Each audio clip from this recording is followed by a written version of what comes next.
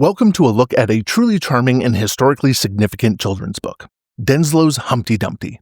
This isn't just a familiar nursery rhyme, it's a wonderfully imaginative retelling by an artist who helped define children's literature at the turn of the 20th century. Our author and illustrator, W. Denslow, was a pivotal figure in the golden age of children's literature. Denslow's Humpty Dumpty perfectly embodies his philosophy for children's stories. He aimed to strip away all coarseness, cruelty, and everything that might frighten children from traditional tales, replacing them with pure fun. So this isn't about Humpty's famous fall. Instead, Denslow imagines a delightful sequel. His story follows Humpty Dumpty's son, who, learning from his father's accident, embarks on a quest to become hard-boiled, both literally and figuratively. Guided by a wise black hen and a kind farmer's wife, young Humpty seeks resilience and joy, transforming a simple tragedy into a charming journey of triumph. Published in 1903 as part of his Denslow's Picture Books series, this volume was a vibrant addition to a burgeoning market for accessible, beautifully illustrated children's books. Denslow's contributions didn't just illustrate stories, they reimagined them, helping them to shape the visual language of American children's literature with pure, unadulterated fun. As we dive into the story, keep in mind the artistic vision and historical impact of a man who truly brought a new kind of joy to young readers. Denslow's Humpty Dumpty. Humpty Dumpty was a smooth, round little chap with a winning smile and a great golden heart in his broad breast. Only one thing troubled Humpty, and that was that he might fall and crack his thin white skin. He wished to be hard all the way through, for he felt his heart wabble when he walked or ran about. So off he went to the black hen for advice. This hen was kind and wise, so she was just the one for him to go to with his trouble. "Your father, old Humpty," said the hen, "was very foolish and would take warning from no one. You know what the poet said of him. Humpty Dumpty sat on a wall. Humpty Dumpty had a great fall. All the king's horses and all the king's men cannot put Humpty Dumpty together again."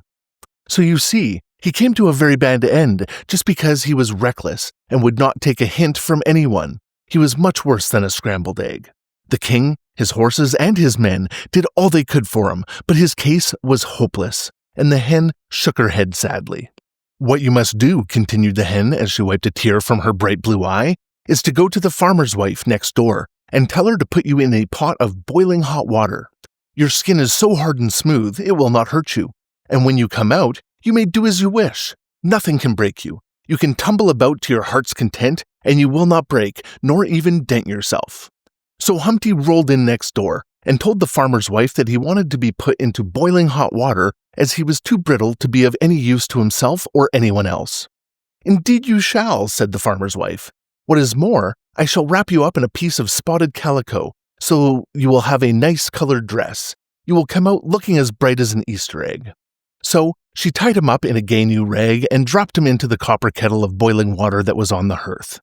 It was pretty hot for Humpty at first, but he soon got used to it and was happy, for he felt himself getting harder every minute. He did not have to stay in the water long before he was quite well done and hard as a brick all the way through. So, untying the rag, he jumped out of the kettle as tough and as bright as any hard-boiled egg. The calico had marked him from head to foot with big, bright red spots. He was as gaudy as a circus clown and as nimble and merry as one. The farmer's wife shook with laughter to see the pranks of the little fellow, for he frolicked and he frisked about from table to chair and mantelpiece. He would fall from the shelf to the floor just to show how hard he was, and after thanking the good woman most politely for the service she had done him, he walked out into the sunshine, on the clothesline like a rope dancer, to see the wide, wide world. Of the travels of Humpty Dumpty much could be said. He went east, west, north, and south. He sailed the seas. He walked and rode on the land through all the countries of the earth, and all his life long he was happy and content. Sometimes, as a clown in a circus, he would make fun for old and young.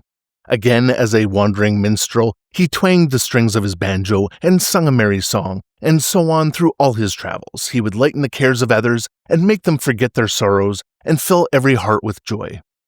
But wherever he went, in sunshine or in rain, he never forgot to sing the praises of the wise black hen, nor the good, kind farmer's wife who had started him in life, hardened against sorrow, with a big heart in the right place for the cheer and comfort of others.